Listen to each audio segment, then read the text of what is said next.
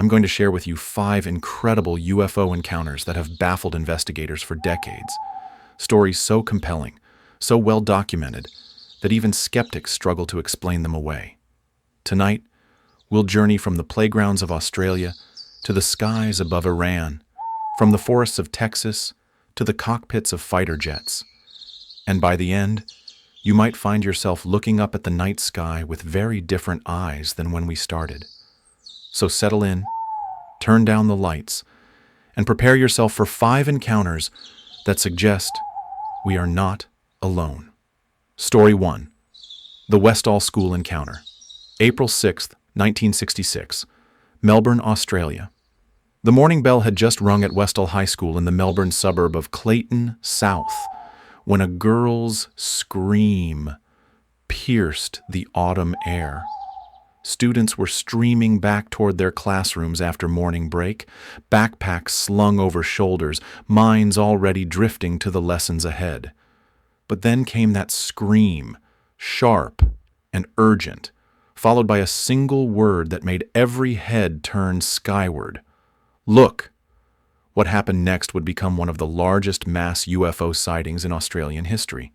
Yet for decades, it remained buried beneath layers of official silence and deliberate forgetting.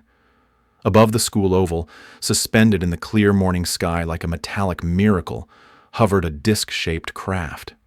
It was silver, slightly domed, and glowing with an otherworldly luminescence. The object wobbled slightly as it moved, like a plate spinning on a stick, defying everything the children had learned about how things were supposed to fly. Within seconds, dozens of students had stopped dead in their tracks. Some gasped. Others pointed with trembling fingers. Most simply stood frozen, necks craned upward, watching something that shouldn't exist glide silently through their ordinary Tuesday morning. Joy Clark, a student at the time, would later recall with crystal clarity, it was metallic, silver, and it just hung there in the sky. Then, it started moving west, descending over the tree line. But this was just the beginning. As the disk drifted westward, it began to descend toward a grove of pine trees that bordered a nearby paddock. And that's when something inside every child at Westall High School seemed to ignite simultaneously. Without permission, without thought for consequences, roughly 200 students from both Westall High and the neighboring Westall Primary began to run. They vaulted the school fence with an urgency that surprised even themselves. They poured through the back gate in a tide of blazers and school uniforms, teachers shouting behind them to come back, to stop, to think about what they were doing. But curiosity was stronger than authority that morning. Something extraordinary was happening just beyond their schoolyard, and they weren't going to miss it. The disc had landed. In that paddock beyond the pines, witnesses would later report, the craft had touched down with impossible gentleness.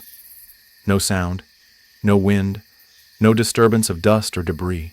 It simply settled onto the earth as if gravity itself had invited it down. Several boys claimed they approached within meters of the object before it lifted off again, shooting straight up, not at an angle like a departing airplane, but vertically, like someone had launched it from a cosmic slingshot. One moment, it was there, solid and undeniable. The next, it had punched through the sky with such speed that it seemed to vanish between one heartbeat and the next. But something lingered behind. In the paddock where the disc had briefly rested, a large circular patch of flaccid grass marked its presence. The vegetation wasn't cut or burned. It was pressed down in a perfect pattern, as if something extraordinarily heavy had settled there for just long enough to leave its signature on the earth. The children stood in that field, breathing hard from their sprint, staring at the impression in the grass and trying to process what they'd witnessed. Some laughed nervously. Others remained silent, sensing that this moment would divide their lives into before and after. They had no idea how right they were. Back at the school, the adult world was already mobilizing to contain what had just occurred. Teachers huddled in worried clusters. Phone calls were made. And then, as if summoned by some invisible signal, they arrived. the men in dark suits. They appeared at Westall High School within hours, identifying themselves as government officials, though no one could say precisely which government department they represented. They didn't flash badges or produce credentials. They simply began asking questions, quietly, insistently, with the kind of authority that made resistance seem unwise. But their questions weren't about gathering facts. They were about managing them. Students were pulled aside and told firmly that nothing had happened. Teachers were informed that the children had been mistaken, that what they'd seen was merely a weather balloon. The circular impression in the paddock? Also easily explained. Just a natural phenomenon. Nothing more. And then came the camera crew from Channel 9 News. A journalist and cameraman had arrived to interview students and teachers about the extraordinary sighting. Children excitedly recounted their experiences. Teachers, looking somewhat shell-shocked, confirmed that, yes, something unusual had indeed occurred in their skies that morning. But that footage never aired. According to later reports, the film was seized or mysteriously lost. One journalist involved later told researchers he'd been instructed to stop pursuing the story. The official explanation filtered down through proper channels. Weather balloon? Case closed. Nothing to see here. Except there was everything to see here. The suppression efforts only intensified. Students found themselves called into the principal's office and warned not to discuss what they'd witnessed. Some reported visits from men claiming to represent various government agencies, men who made it clear that continued talk about the incident would not be appreciated. At least one teacher who insisted on speaking publicly about the sighting was dismissed from her position shortly afterward. The message was unmistakable. Silence was not optional. But children, as adults often forget, have excellent memories for injustice. And what they'd seen that morning wasn't fading from their recollections no matter how many official voices told them it hadn't happened. Andrew Greenwood, a science teacher at Westall, carried the secret for decades before finally breaking his silence. "I saw it myself," he eventually told researchers. "It was a dull, gray, metallic object. It hovered, then moved at incredible speed without making any sound." He described how two officials had come to his home after the incident, warning him not to speak publicly about what he'd witnessed. "They threatened my job, my career, my reputation," he recalled. But perhaps the most telling detail was what happened to the physical evidence. The paddock where the craft had supposedly landed was quickly bulldozed and developed. Any traces of the circular impression, any soil samples that might have revealed unusual properties, all of it was erased with remarkable efficiency. The Channel 9 footage disappeared. Official reports, if they ever existed, were never made available to the public. It was as if a massive institutional eraser had been applied to April 6, 1966. Yet the memories remained. In 2006, 40 years after the incident, a public gathering was held near the former site of Westall High School. Many of the original witnesses came forward for the first time in decades, their stories remarkably consistent despite the passage of time. They spoke of the same metallic disc, the same silent movements, the same systematic suppression that had followed. These weren't people seeking attention or fame. Many had remained silent for 40 years, precisely to avoid ridicule. Some still seemed shaken by what they'd experienced as children. Others carried a quiet anger about having been silenced and dismissed when they'd tried to tell the truth. Joy Clark, now in her 60s, put it simply, "We were kids, but we weren't stupid. We saw something, and whatever it was, it didn't belong to this earth." What makes the Westall encounter so compelling isn't just the number of witnesses, though having nearly 200 people observe the same extraordinary event certainly strengthens the case. It's the pattern of official response that followed. Weather balloons don't require immediate visits from government officials. They don't necessitate the suppression of news footage or the bulldozing of landing sites. They don't warrant threatening teachers' careers or frightening children into silence. The very intensity of the cover-up suggests something far more significant than a misidentified conventional object.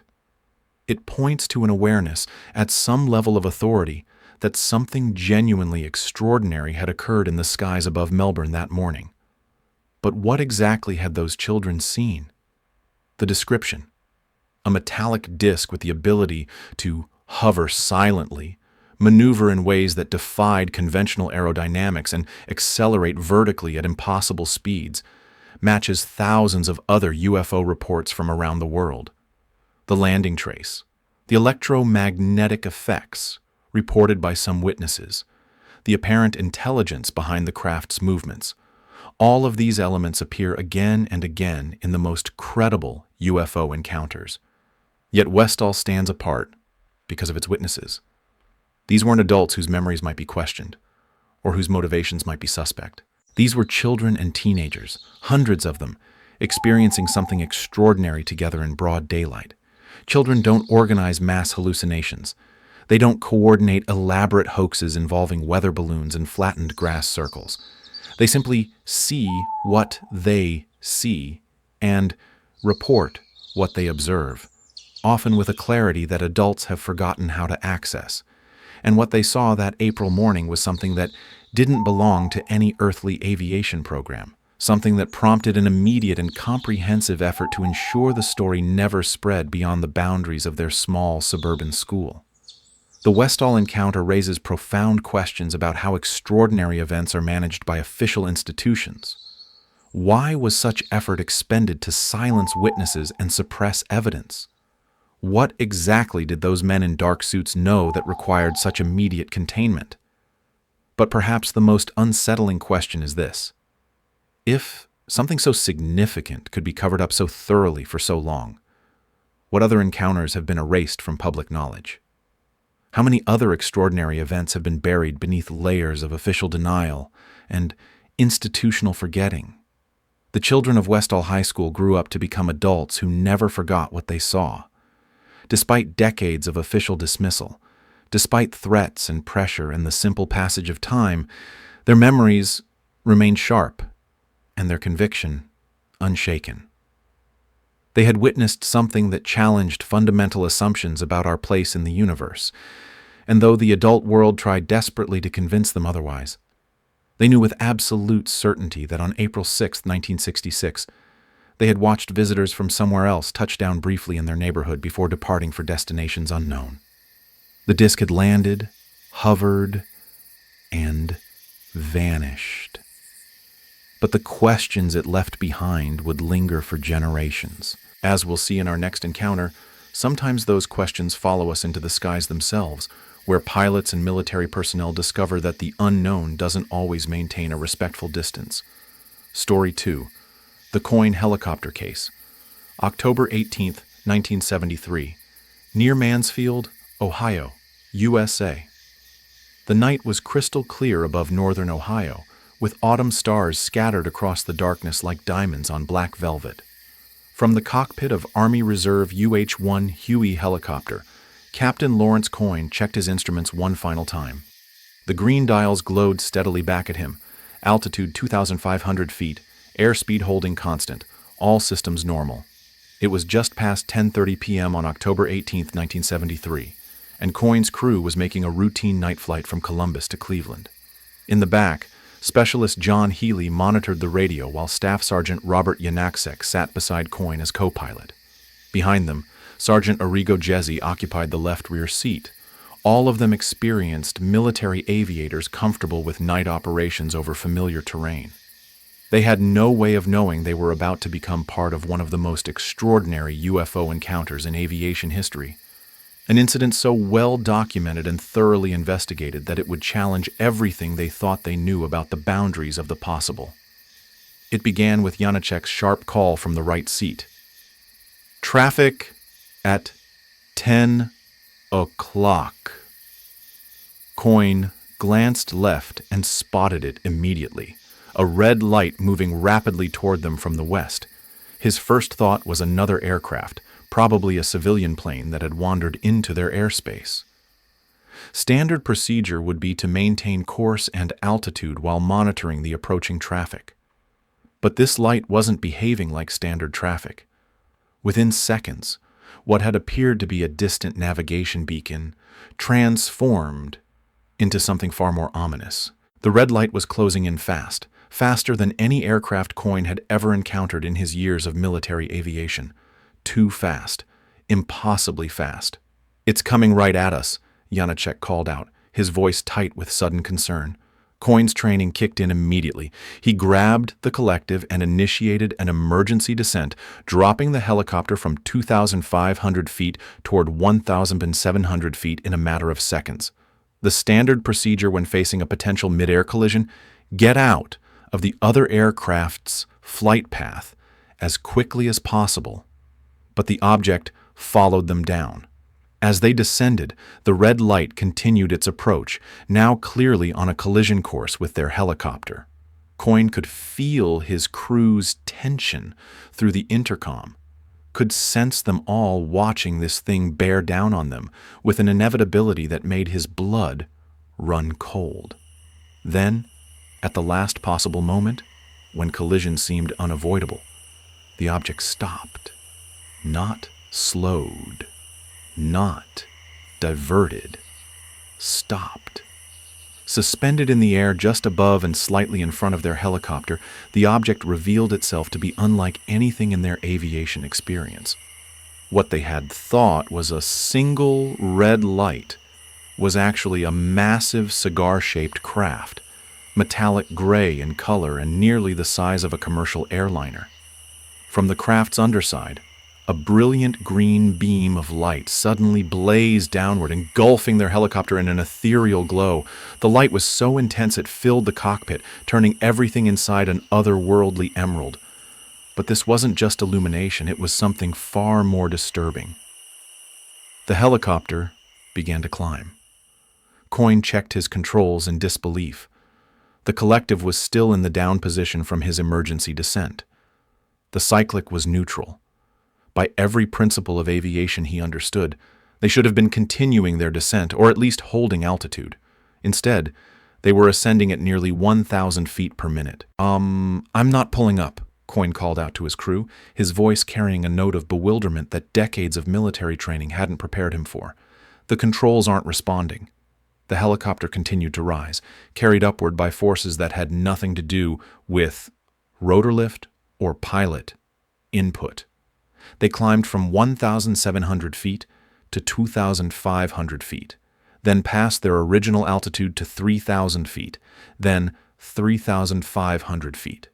The altimeter needle swept steadily upward while Coyne fought with controls that seemed to have been disconnected from their aircraft.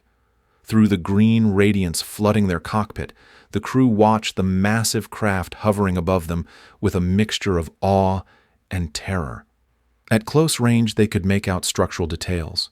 A hull that appeared to be constructed of some kind of metallic material, with what looked like a small dome or cupola on the upper surface.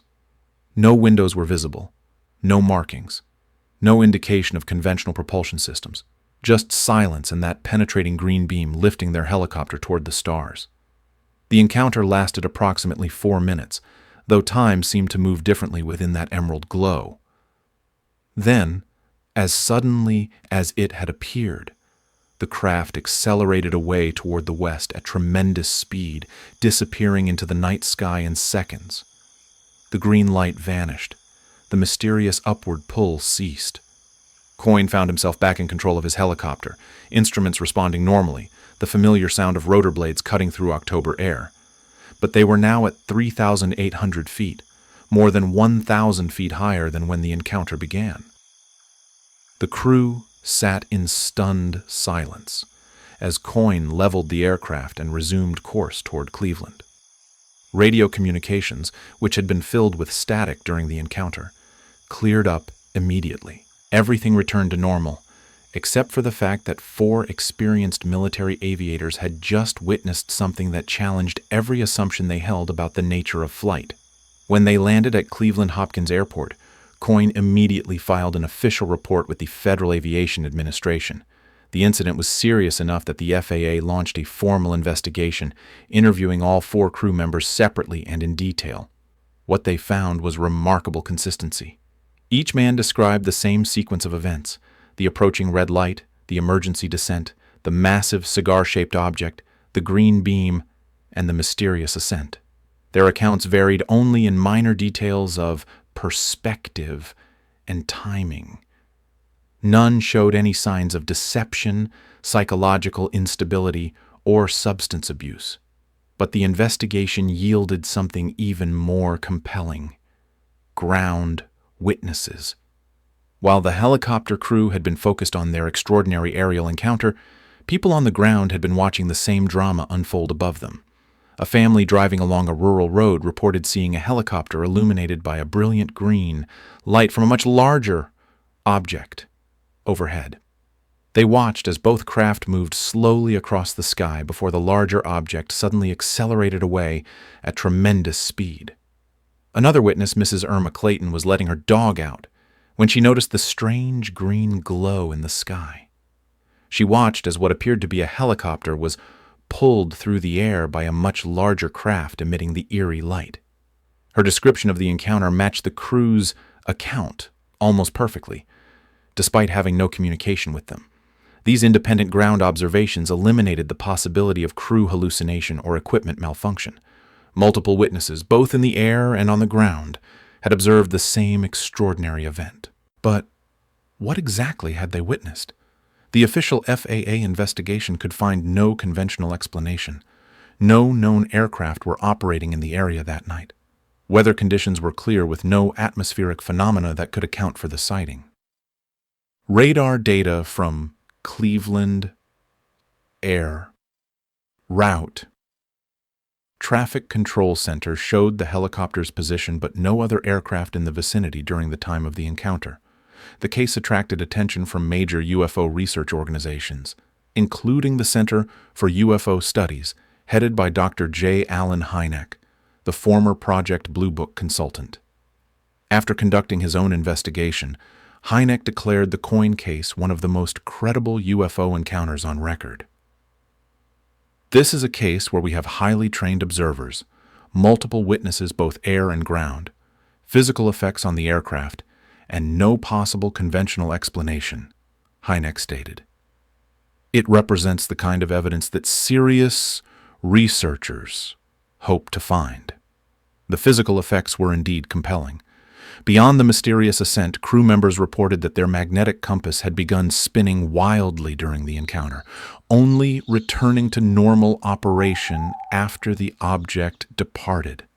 The radio static that had plagued their communications during the incident cleared up immediately once the craft disappeared. Most significantly, the helicopter's climb occurred without any input from the flight controls.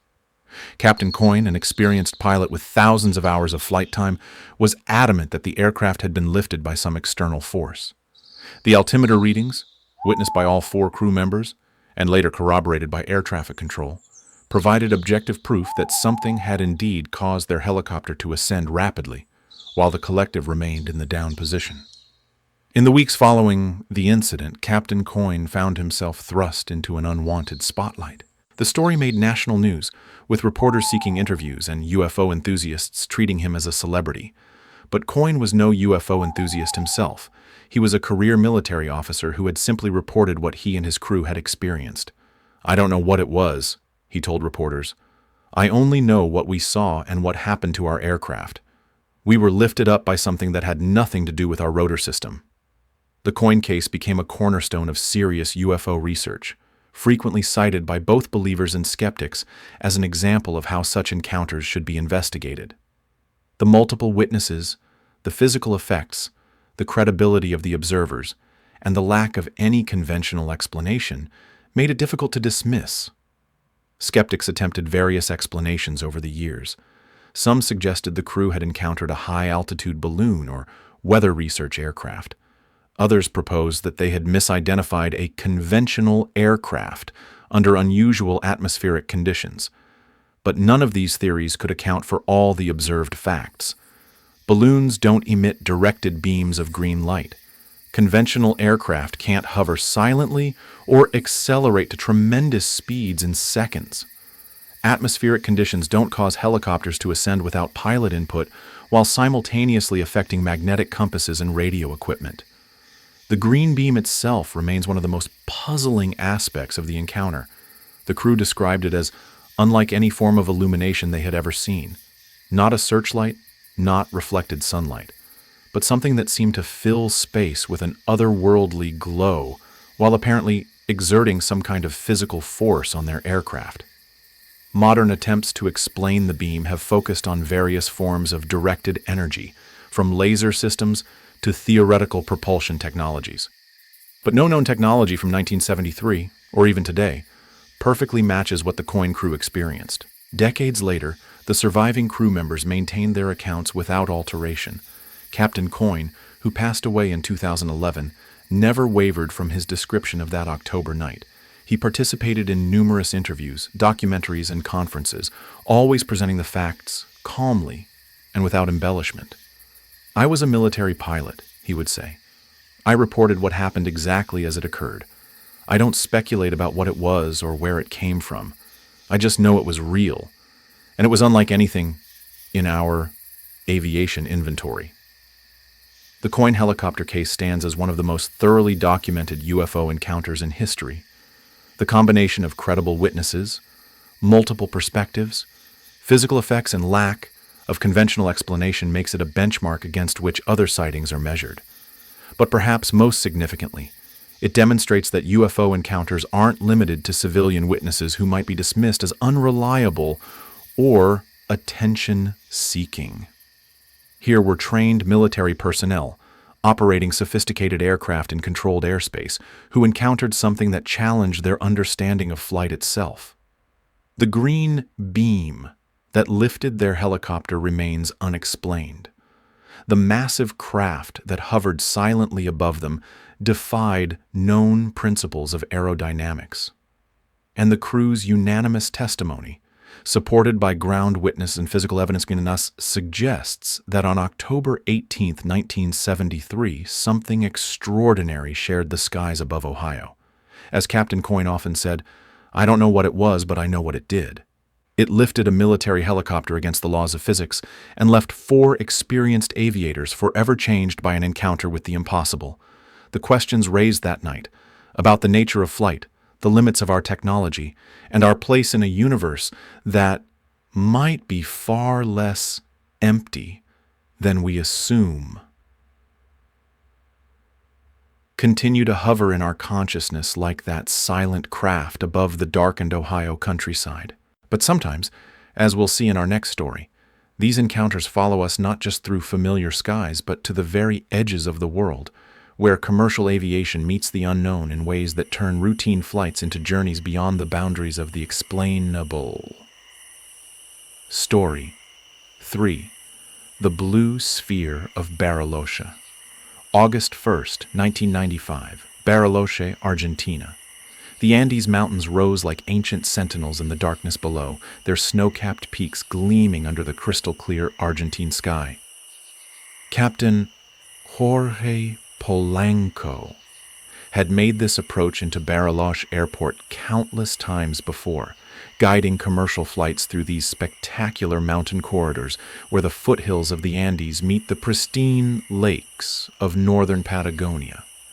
It was nearing midnight on August 1st, 1995, and Polanco was at the controls of Aerolíneas Argentina's Flight 674, a Boeing 727 descending steadily toward the airport, nestled between Lakes Nahuel Huapi and Gutierrez. The lights of Bariloche sparkled below them like scattered diamonds, a welcome sight after the long night flight from Buenos Aires. Polanco, a veteran pilot with over 15,000 hours of flight time, tightened his grip on the yoke as they entered the final approach. Bariloche Airport was notorious among pilots for its unpredictable wind currents, created by the complex interaction between mountain slopes and lake thermals. But tonight, the conditions were perfect. Clear skies, light winds, excellent visibility. Then the lights flickered. It was subtle at first, just a momentary dimming of the instrument panel that caught Polanco's experienced eye. He frowned and ran a quick scan of his systems. No warning lights, no abnormal readings. Everything appeared normal, but something was wrong. "Bariloche Tower, this is Flight 674, Polanco called to air traffic control. "We're on final approach. Just had Some electrical fluctuation up here. Can you confirm runway status? The voice that came back sounded tense, almost strained. Flight 674, standby. We're experiencing some technical difficulties. Power outage at the airport. Generators coming online now. Polanco leaned forward, scanning the runway ahead. The normal array of approach lights and runway illumination had indeed gone dark. Only emergency lighting remained, casting an eerie red glow across the tarmac. But it wasn't the power failure that made his blood run cold. It was what he saw to the left of his aircraft. Madre de Dios, his co-pilot whispered beside him. What is that? Floating in the darkness perhaps 1,000 feet away and keeping perfect pace with their descending airliner was a sphere of brilliant blue light. It wasn't blinking like a navigation beacon. It wasn't the steady glow of another aircraft's landing lights. This was something else entirely, a pulsing, ethereal radiance that seemed to flicker at its edges like it was surrounded by some kind of energy field. The sphere was moving parallel to their flight path, not climbing or falling, but maintaining their exact descent angle and speed. As Polanco watched in fascination and growing alarm, the object performed a maneuver that defied every principle of aerodynamics he understood. It stopped, dead in the air, as if it had encountered an invisible wall. The Boeing 727 continued its approach, while the blue sphere hovered motionlessly in space, apparently observing their passage. Then, just as suddenly, it accelerated forward, overtaking their airliner and repositioning itself directly ahead of them before resuming its parallel course. Flight 74. Polanco's voice was steady but urgent as he radioed the tower. We have an unknown object in our vicinity. Bright blue light, no transponder signal, maintaining our altitude approximately 300 meters off our port side. Please confirm any other traffic in the area. The silence that followed seemed to stretch forever. Then came the response. Calm, but clearly forced. Confirmed. Flight 674. We have visual contact with your aircraft and the object. Stand by. Down on the ground at Bariloche Airport, the control tower staff was witnessing something that would haunt them for years to come. The blue sphere wasn't just visible from the cockpit of Flight 674. It was clearly observable from the ground, hovering near the aircraft like a cosmic escort. And it had appeared at exactly the same moment the airport suffered its mysterious power failure. The airport's electrical systems had gone down without warning, just as the sphere materialized in the airspace above.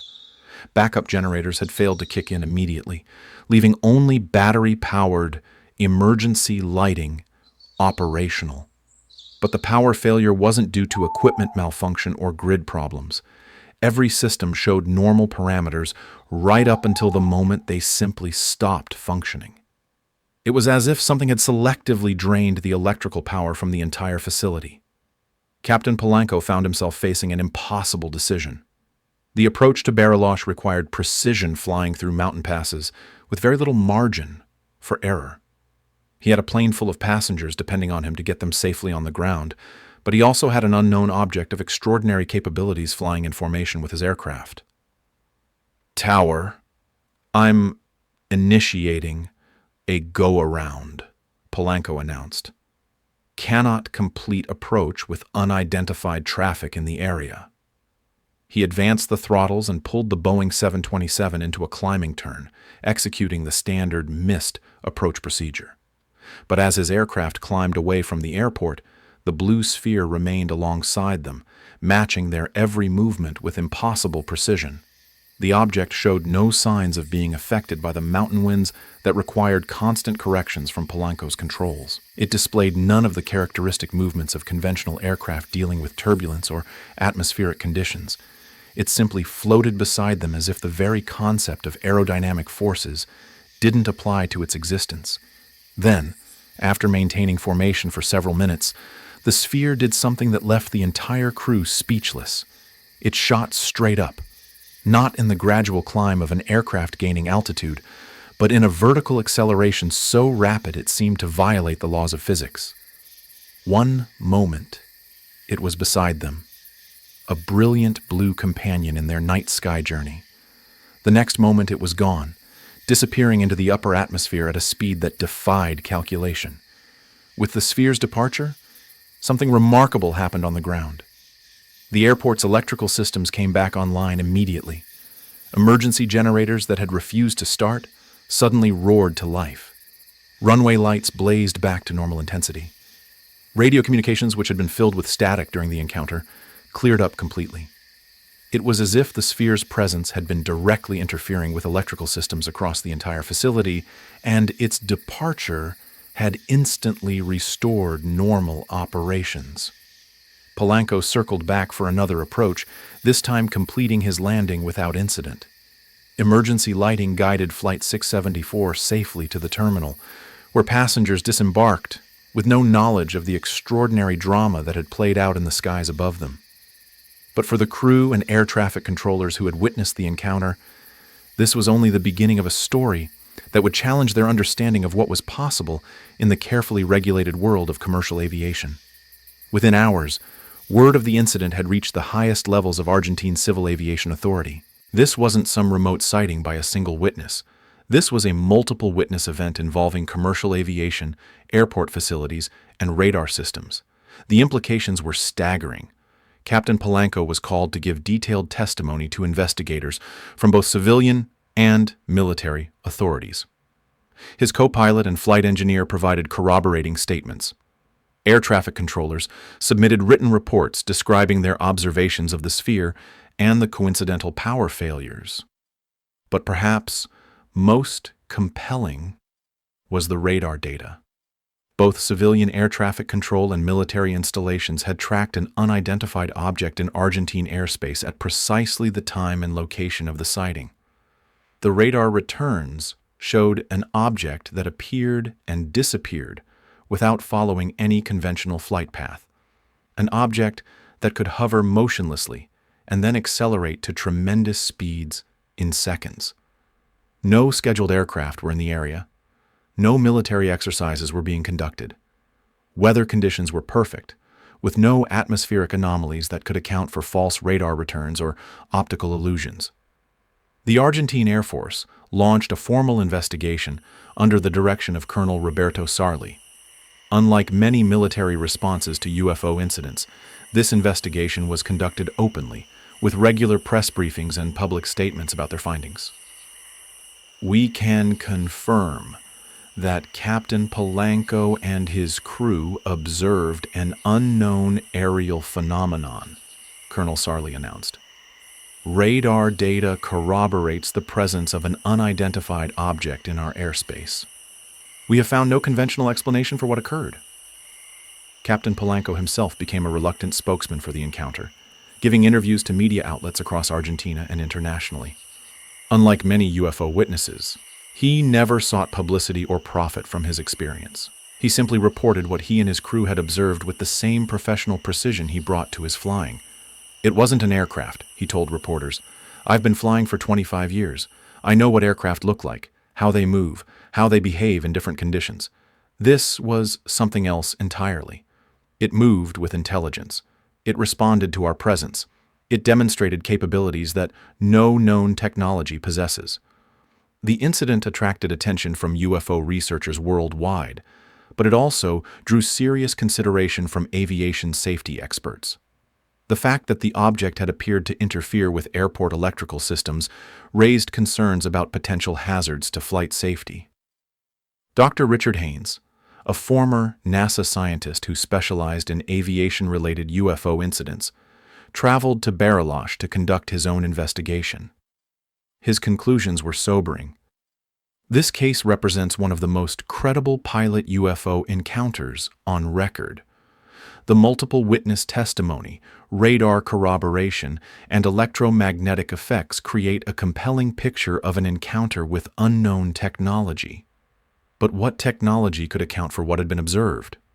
The blue sphere's behavior, silent flight, instantaneous acceleration, apparent immunity to atmospheric effects, suggested propulsion systems far beyond anything in conventional aerospace. Its electromagnetic effects on ground-based electrical systems implied some form of directed energy field. Some researchers speculated about advanced experimental aircraft, possibly developed by military programs operating in secret. But no nation claimed responsibility for operations in Argentine airspace, and the object's capabilities exceeded anything publicly acknowledged by any aerospace program. The timing was also significant. August 1995 saw a wave of similar sightings across Argentina and neighboring countries. Pilots, military personnel, and civilian witnesses reported encounters with luminous spheres and disc-shaped objects that displayed similar characteristics to the Bariloche incident. It was as if something was systematically surveying South American airspace, observing and cataloging commercial and military aviation with a thoroughness that suggested intelligence and purpose. Years later, Captain Polanco reflected on how the encounter had changed his perspective on aviation and his place in the universe. "When you've spent your career in the sky, you think you understand what's up there with you," he said. "But that night showed me that our skies contain mysteries we're only beginning to comprehend."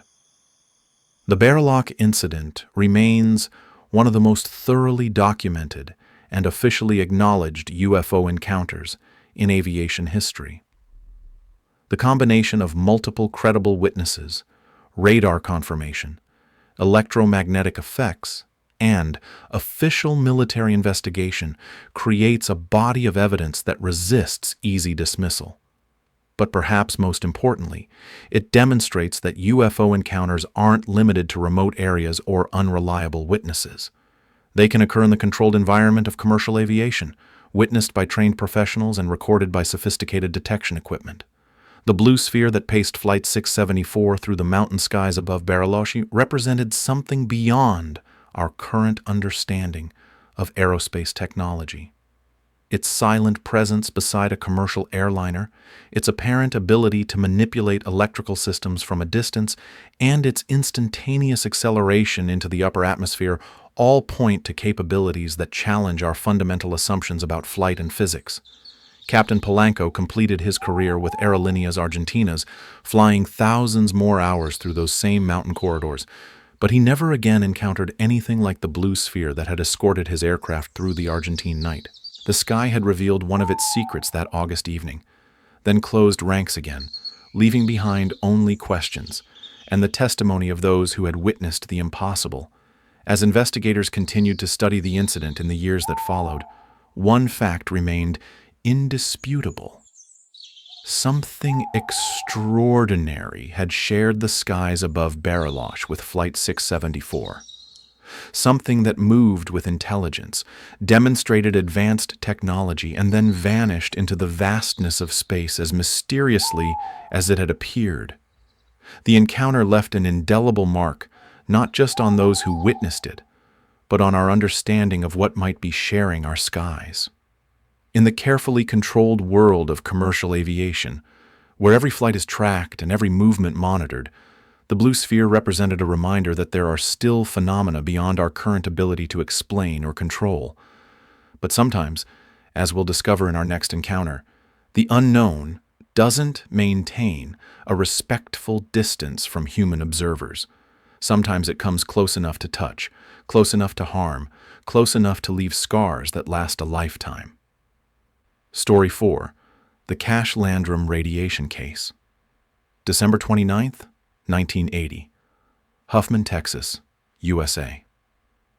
They weren't chasing lights in the sky or seeking out the extraordinary. Betty Cache, Vicki Landrum, and 7-year-old Colby Landrum were simply driving home from dinner on a quiet December evening, following a narrow country road through the dense East Texas pine woods between New Caney and Huffman. It was the kind of road where the forest pressed close on both sides, where darkness seemed to swallow your headlights after just a few yards, where the only sounds were tires on asphalt and the distant whisper of wind through the pines. FM 1485 was a shortcut the three had taken many times before, a peaceful drive through rural Texas on their way back to Dayton. Betty Cache was behind the wheel of her 1980 Oldsmobile Cutlass, a reliable car that had never given her trouble. Beside her sat her friend Vicky Landrum, a devout Christian and devoted grandmother who had been looking forward to getting home to her quiet house and her evening prayers. In the back seat, Colby Landrum, Vicky's 7-year-old grandson, was buckled in securely, probably drowsy from the late dinner and the warm car. It was December 29th, 1980, just after 9 p.m. A perfectly ordinary Tuesday night that would become anything but ordinary. The first sign that something was wrong came as a glow on the horizon ahead of them. Betty initially thought it might be the lights of a distant town or perhaps a radio tower. But as they drove closer, the light grew brighter and more intense, and it became clear that whatever was generating this illumination was directly over the road. Then they saw it. Hovering perhaps 50 feet above the blacktop, blocking their path completely, was a massive diamond-shaped object.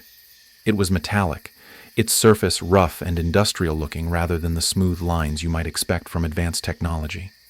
The craft pulsed with brilliant orange and red light that painted the surrounding pine trees in hellish hues. But it wasn't just the light that stopped them cold. It was the sound. From the base of the object came periodic bursts of flame accompanied by a deep, whooshing roar that they could feel in their chests as much as hear with their ears. The thing was shooting jets of fire downward like some kind of rocket engine, heating the air around them to an almost unbearable degree, even from their position several hundred yards away. Betty brought the car to a complete stop. There was no choice. The object completely blocked the road, hanging there like a massive industrial nightmare suspended by invisible forces. What is that?" Colby asked from the back seat, his young voice carrying a note of fear that made Vicky's heart clench. Vicky Landrum, a woman whose faith had carried her through decades of life's challenges, found herself facing something that challenged the very foundations of her worldview. "I thought it might be the end times," she would later tell investigators. "I thought it might be something from Revelation." Against all logic, against every instinct screaming at her to stay in the safety of the car, Betty Cash opened her driver's side door and stepped out onto the asphalt. The heat hit her immediately. A wave of thermal energy so intense it was like opening an oven door. But she couldn't help herself. She had to get a better look at this impossible thing hovering above their quiet country road. Vicky followed her out, bringing Colby with her.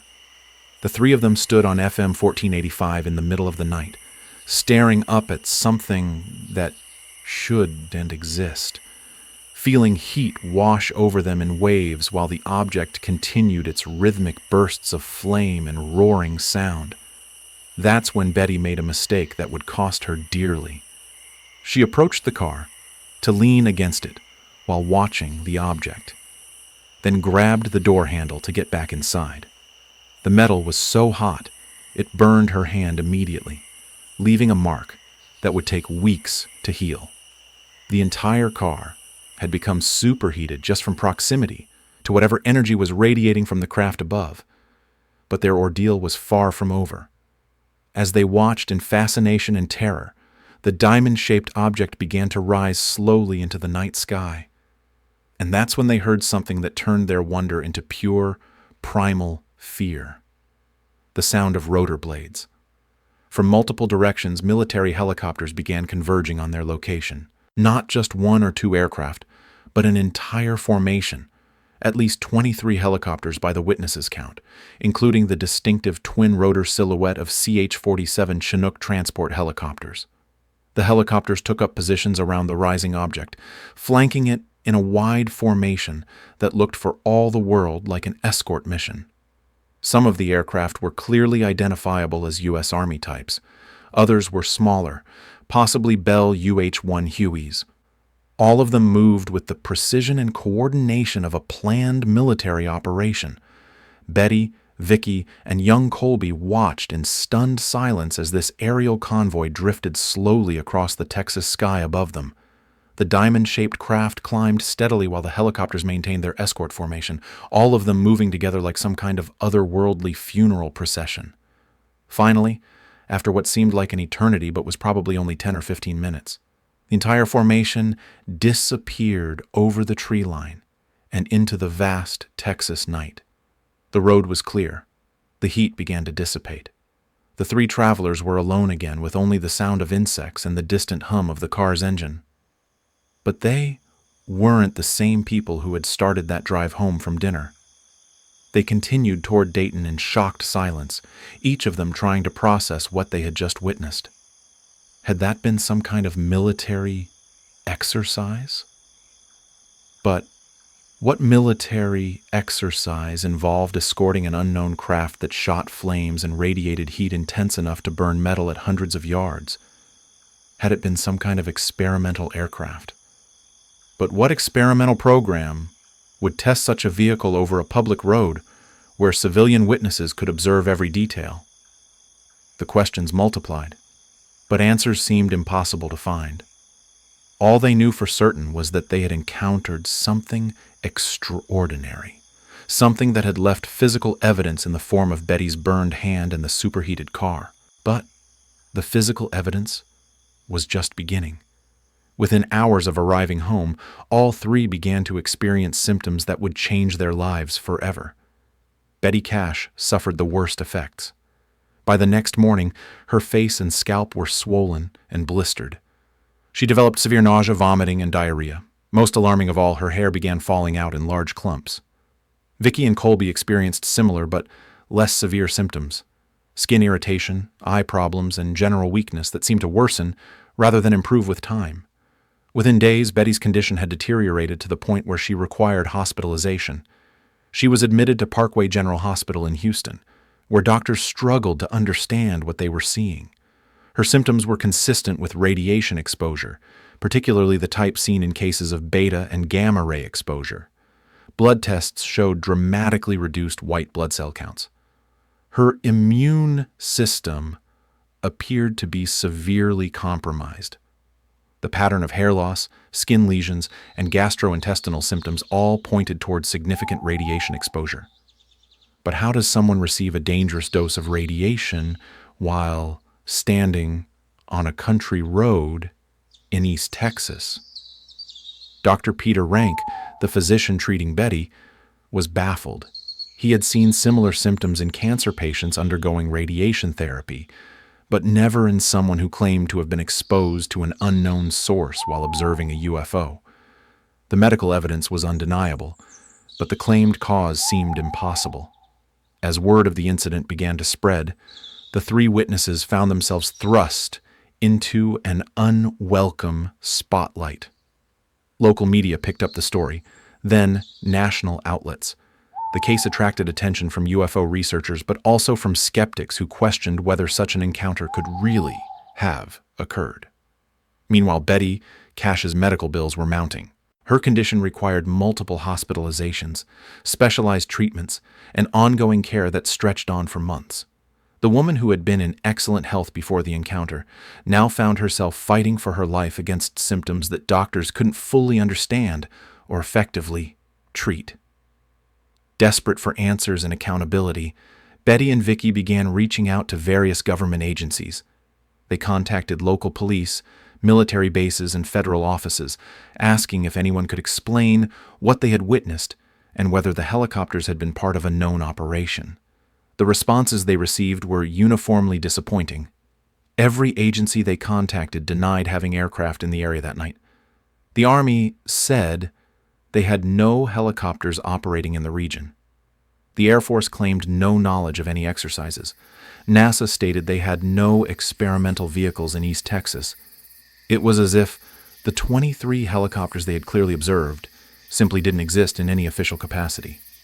John Schuessler, an aerospace engineer and prominent UFO researcher, became involved in the case in early 1981. He conducted extensive interviews with all three witnesses, visited the site of the encounter, and reviewed Betty's medical records in detail. What he found convinced him that this was one of the most significant UFO cases in history. The medical evidence alone is extraordinary, Schuessler noted. Betty Cash's symptoms, documented by multiple physicians, are consistent with radiation exposure. But the pattern of exposure suggests a directed energy source rather than ambient radiation. The consistency of the witnesses' accounts, despite being interviewed separately and repeatedly, also impressed investigators. Even young Colby, interviewed by child psychologists trained to detect false memories or coach testimony, never wavered from his description of the diamond-shaped craft and the helicopters. Most significantly, none of the three had any prior interest in UFO phenomena. They weren't the type of people who went looking for extraordinary experiences. Betty Cash was a businesswoman who owned a restaurant. Vicki Landrum was a retired retail worker whose main interests were church and family. They had everything to lose and nothing to gain from making up such a story. Yet their medical conditions were all too real. As months passed, Betty's health continued to deteriorate. She lost most of her hair, suffered from recurring infections, and experienced ongoing gastrointestinal problems. Vicki developed cataracts and persistent skin problems. Young Colby, while recovering more quickly, showed signs of trauma that would affect him for years. The mounting medical expenses and lack of official acknowledgement led to a desperate decision. In 1982, Betty Cash and Vicki Landrum filed a civil lawsuit against the United States government seeking $20 million in damages for the health problems they attributed to their encounter with what they believed was either a government experimental craft or a UFO that the military had failed to control. The lawsuit represented the first time in American legal history that radiation injuries allegedly caused by a UFO encounter had been brought before a federal court. The case attracted enormous media attention and put the incident under the most intense scrutiny any UFO event had ever received. For their lawsuit to succeed, Cash and Landrum needed to prove that the object they encountered was either a government vehicle or that the government had failed in its duty to protect them from a foreign or unknown craft. Their attorney, Peter Gersten, argued that the presence of military helicopters clearly indicated official involvement. But during the discovery process, the government's defense was absolute denial. Sworn affidavits from Army and Air Force officials stated unequivocally that no military helicopters had been operating in the area that night. No government agency took responsibility for the object or the aircraft escort. No experimental programs could account for the described vehicle. The lawsuit faced an impossible burden of proof. How do you sue the government for an encounter with something the government claims doesn't exist and never happened? In 1986, after 4 years of legal battles, the case was dismissed. Federal Judge Ross Sterling ruled that while the witnesses were clearly sincere and had indeed suffered real injuries, there was insufficient evidence to prove government involvement. The dismissal was a devastating blow to Betty and Vicki, who had spent their life savings on medical bills and legal fees. But it didn't diminish the fundamental mystery of what they had experienced.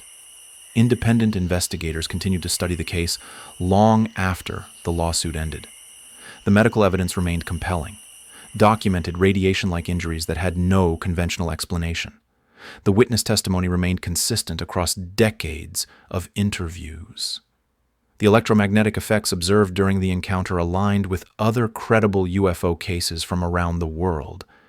But perhaps most intriguingly, researchers began to uncover hints that the Cash-Landrum encounter might have been connected to a larger pattern of military activity in the region. During the late 1970s and early 1980s, East Texas was the site of numerous Black Project operations. The area's remote forests provided perfect cover for testing experimental aircraft and propulsion systems. Some researchers speculated that what the witnesses encountered might have been a nuclear-powered aerospace vehicle being tested under extreme secrecy. This theory could explain both the intense heat and the radiation exposure. It would also explain why military helicopters were present, not as escorts for an alien craft, but as support aircraft for a highly classified test operation. But if this theory was correct, it raised even more disturbing questions about the government's willingness to endanger civilian lives in the pursuit of military advancement. Other researchers favored the extraterrestrial hypothesis. The object's capabilities, silent, hovering flight, intense heat generation, electromagnetic effects, seemed to exceed any known aerospace technology, even theoretical black projects. The diamond shape and flame emission were consistent with numerous UFO reports from around the world. The helicopter escort in this interpretation represented a military response to an incursion by unknown craft, an attempt to monitor or contain something beyond human technology. But regardless of its origin, the object had left 3 innocent people severely injured and traumatized. Betty Cash never fully recovered from her radiation exposure. She suffered recurring health problems for the rest of her life, undergoing multiple surgeries and treatments that she couldn't afford and that insurance companies often refused to cover. Vicki Landrum developed cataracts, persistent skin lesions, and chronic fatigue that limited her activities for years. Even young Colby, who recovered most completely, carried emotional scars from the encounter and struggled with nightmares and anxiety well into his adult years. Betty Cash passed away in 1998 at the age of 69, still suffering from health problems she attributed to that night on FM 1485. Vicki Landrum died in 2007, taking her memories of the encounter with her. Colby Landrum, now an adult, rarely speaks publicly about the case, but has never contradicted the account he gave as a 7-year-old boy. The Cash Landrum case stands unique in UFO history as one of the few encounters where alleged contact with unknown phenomena resulted in documentable physical harm to the witnesses.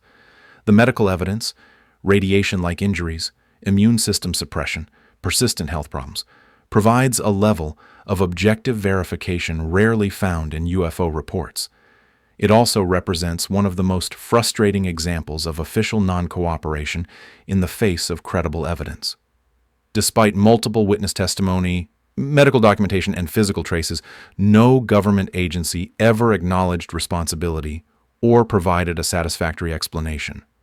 The case raises profound questions about the intersection between civilian safety and classified military operations. If the object was indeed an experimental government craft, then innocent people were seriously injured by their own military's activities and subsequently abandoned when they sought help and accountability. If the object was of unknown origin, then the government's response, or lack thereof, suggests a disturbing willingness to leave citizens suffering from the effects of encounters with phenomena beyond official acknowledgement.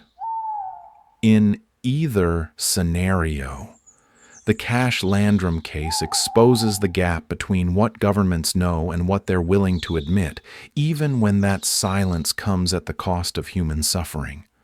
The diamond-shaped craft that hovered above FM 1485 that December night has never been satisfactorily explained. Its capabilities, sustained hovering flight while emitting massive amounts of thermal energy, electromagnetic effects that could superheat metal at considerable distance, and apparent immunity to the laws of conventional aerodynamics, suggest technology far in advance of anything publicly acknowledged. The helicopter escort remains equally mysterious. 23 military aircraft don't simply appear without coordination, logistics, and official authorization. Yet, no agency has ever claimed responsibility for their presence or explained their mission. Betty Cash, Vicki Landrum, and little Colby Landrum had stumbled into something far bigger than a quiet drive home from dinner. They had encountered either the most advanced secret military technology of their era, or something from beyond our world entirely. The price they paid for that encounter, in medical bills, physical suffering, legal battles, and official indifference, serves as a sobering reminder that proximity to the extraordinary can exact a terrible cost on ordinary people who never asked to become part of history's greatest mysteries. As their car sat on that dark Texas road, windows glowing with alien light and metal growing too hot to touch, 3 people crossed a threshold between the world they thought they knew and a reality far stranger and more dangerous than they had ever imagined. The heat eventually dissipated. The lights eventually faded. The road eventually became passable again, but the damage was already done to their health, their peace of mind, and their faith in the institutions that were supposed to protect them from the unknown.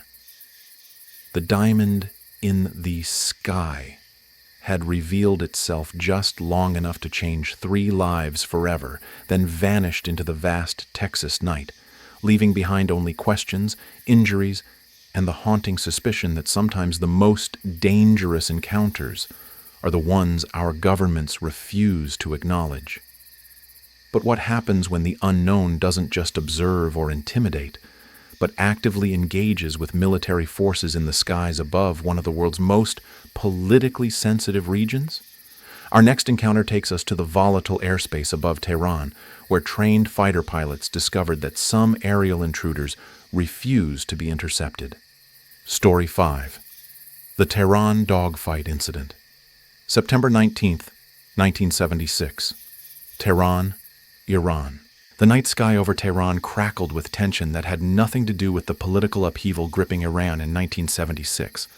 High above the sprawling capital city, with its millions of residents sleeping fitfully below, something was conducting a slow, deliberate survey of one of the Middle East's most heavily defended airspaces. It was just past midnight on September 19th when the first reports began flooding into Mehrabad International Airport. Civilians in the northern suburbs were calling in frantic descriptions of a brilliant object hovering silently above the city, too bright to be a star, too stationary to be an aircraft, too low to be anything they recognized. Some described it as larger than a commercial airliner. Others reported that it pulsed with an intensity that hurt to look at directly. All agreed on one disturbing detail. It seemed to be observing them with an intelligence that felt uncomfortably focused. At the airport control tower, radar operators initially saw nothing unusual on their scopes. But as the calls continued to pour in, dozens of them from different neighborhoods across Tehran, it became clear that something extraordinary was indeed taking place in Iranian airspace. The Imperial Iranian Air Force was alerted immediately. This was 1976, at the height of the Cold War, with Iran serving as a crucial Western ally in a region bristling with tension. The Shah's military was one of the most advanced in the Middle East, equipped with sophisticated American aircraft and trained to respond instantly to any potential threat. An unidentified object hovering over the capital city was exactly the kind of intrusion that could not be ignored. The decision was made quickly. Scramble fighters.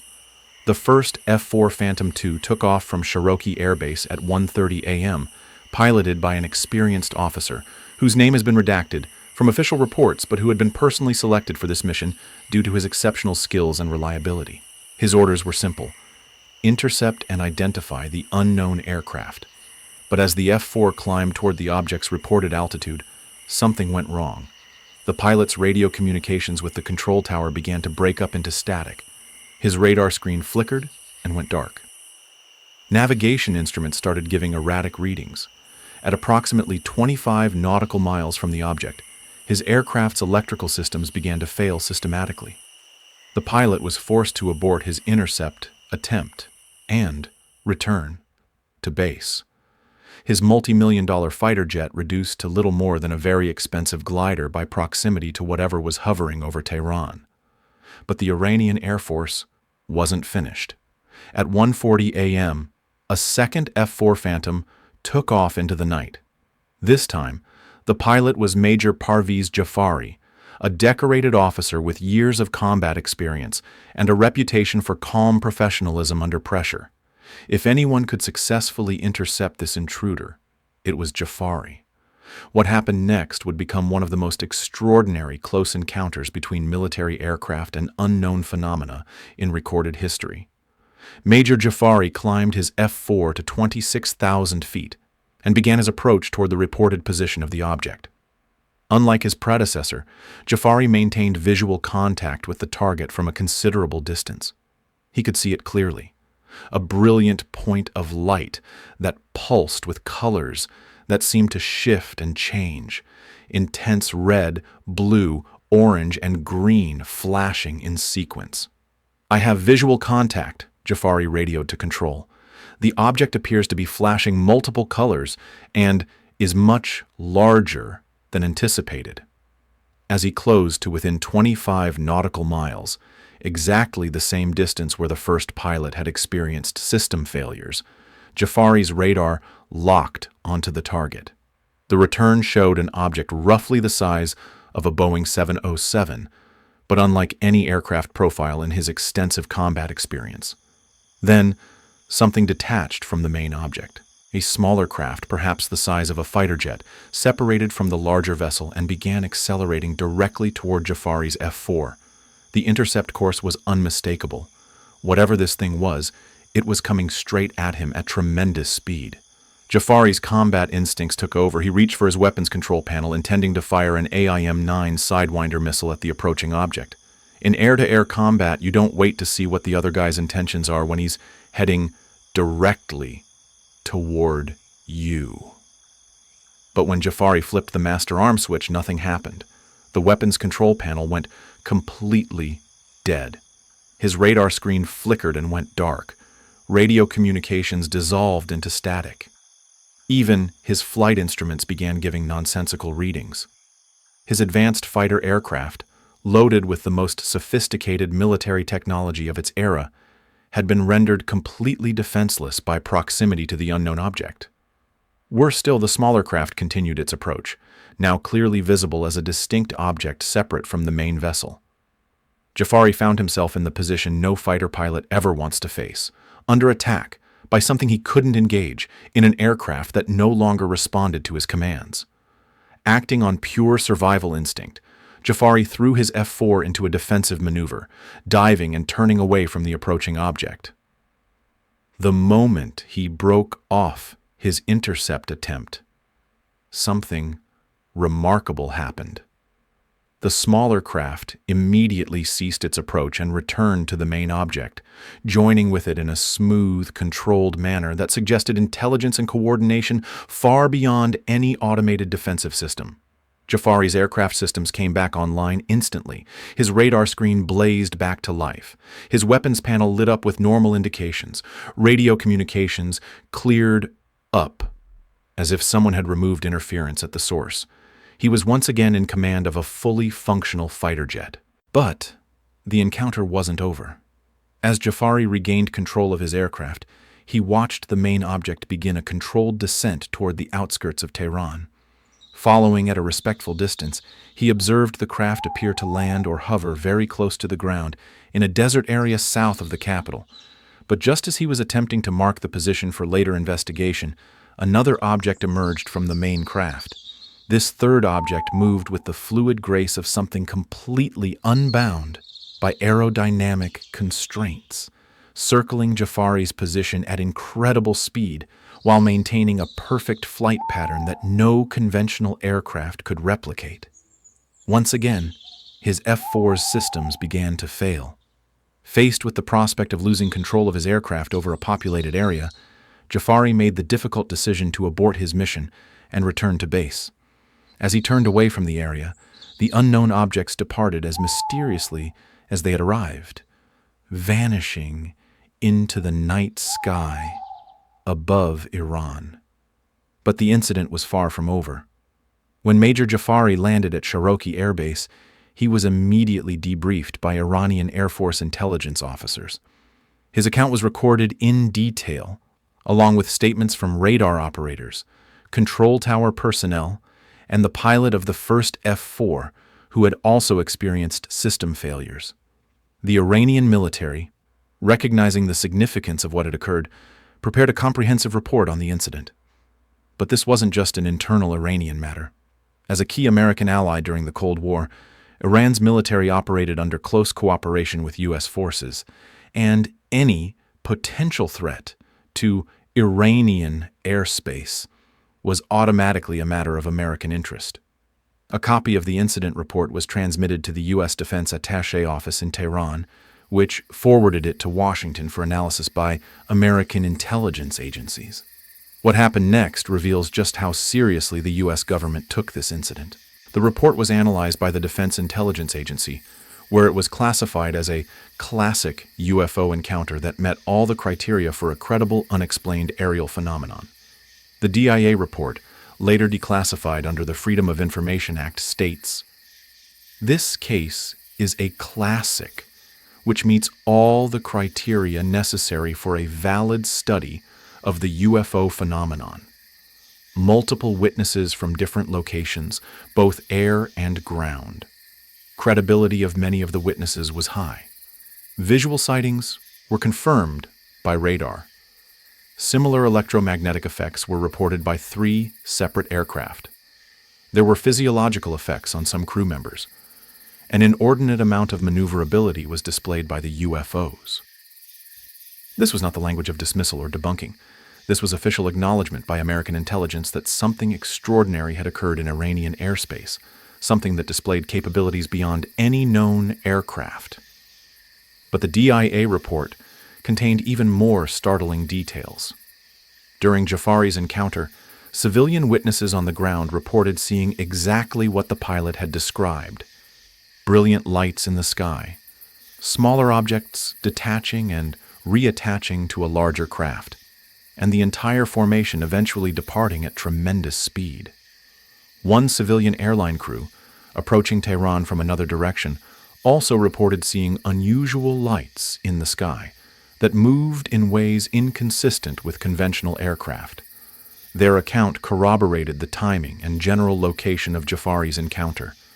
Perhaps most remarkably, radar installations at Mehrabad Airport had tracked what appeared to be multiple objects in the vicinity of the F-4 fighters. At one point, radar operators recorded an object traveling at speeds in excess of Mach 3, 3 times the speed of sound, while making instantaneous changes in direction that would destroy any conventional aircraft. The radar data provided objective confirmation of what the pilots had reported visually. Something was indeed in Iranian airspace that night, something that could outrun and outmaneuver the most advanced fighter aircraft of its era. In the days following the encounter, Iranian ground teams investigated the area where the main object had appeared to land. Some reports suggest they found a circular area of disturbed Earth and detected elevated radiation readings, though these findings were never officially confirmed or released to the public. The incident quickly became one of the most classified and sensitive UFO cases in both Iranian and American files. During the height of Cold War tensions, with Iran serving as a critical buffer against Soviet expansion in the region, the last thing either government wanted was public knowledge that unidentified craft could penetrate their most secure airspace at will. Major Jafari was debriefed extensively by both Iranian and American intelligence officers. His story never changed across dozens of interviews and polygraph examinations. He described the objects as demonstrating flight characteristics far beyond any known aircraft, displaying what appeared to be intelligent control and sophisticated defensive capabilities. The object was real, Jafari stated in later interviews. It displayed capabilities that no aircraft, ours or theirs, possessed. When I attempted to engage, my systems shut down completely. When I broke off the attack, everything came back online immediately. This was not malfunction. This was controlled interference. The Tehran incident remained classified for decades, known only to intelligence insiders and UFO researchers who had managed to obtain leaked documents. It wasn't until the late 1990s that major portions of the case file were declassified and made available to the public. The released documents painted a picture of an encounter that had profoundly disturbed both Iranian and American military officials. Here was clear evidence that unknown craft could penetrate sovereign airspace, disable advanced military aircraft, and depart without any effective response from ground-based or airborne defenses. The implications were staggering. If hostile foreign powers possessed such technology, the entire balance of military power would need to be reconsidered. If the craft were of extraterrestrial origin, the implications were even more profound. But perhaps most disturbing was the realization that this encounter was not unique. As researchers gained access to previously classified files, patterns began to emerge. The Tehran incident was part of a much larger phenomenon of military encounters with unknown aircraft displaying similar capabilities. From the Malmstrom Air Force Base incidents in Montana to encounters over Soviet nuclear facilities, it became clear that something was systematically probing the world's most sensitive military installations. The Tehran dogfight incident, as it came to be known in intelligence circles, represented one of the most direct and aggressive of these encounters. Unlike cases where unknown objects simply observed and departed, this involved active engagement between military forces and craft that demonstrated technological superiority in the most unambiguous terms possible. Major Jafari continued his career with the Iranian Air Force, eventually rising to the rank of general. Throughout his service and into retirement, he never retracted or modified his account of the encounter.